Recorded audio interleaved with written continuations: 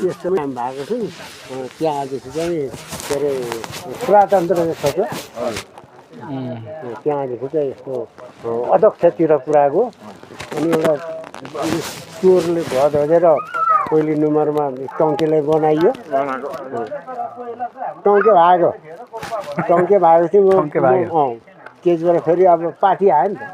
त्यति बेला त पञ्चायतकाल हो जति 10जना उठे पनि पाइने अनि पार्टीबाट एउटा गरेपछि म नेपालीपट्टि गएँ म पनि यसो सदस्य उठेका अब गाउँको मान्छेले अब हरे तपाईँहरू जित्नुभयो हामी त्यो त हारिदिने कामै हो सबै भाले भएर हुन्छ पोथी नि त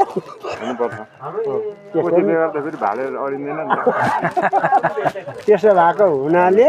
त्यहाँदेखि अब के अरे अहिले चाहिँ लोकतन्त्र होइन ए गणतन्त्र पनि थियो कम्ती भोगियो नमाथि त्यस्तो गरियो गाउँमा पहिलो पञ्चायतकालमा चाहिँ सदस्य हुन्थ्यो सदस्यले के काम गर्थ्यो भने अहिले अध्यक्षको काम गर्थ्यो हाम्रो बाबु एकजना हाम्रो बाबुले भोटै गर्नु नपर्ने सबैले कुलेम्पा सकियो कुरा अर्को 3 वर्ष थियो त्यस बेला पछि 5 भोट तपाईँलाई थाहा छ अनि 3 वर्ष आयो म त अब बुढा भएँ अब सक्दिनँ भने बानी भएर त कामै नगर्ने खालि बामराङ जाने वार्षिक गाउँमा कति 7 रुपियाँ उठाउने कहाँ छ त्यस बेलाको नियम के थियो बुहारी पहिलो गयो झारी उठाउने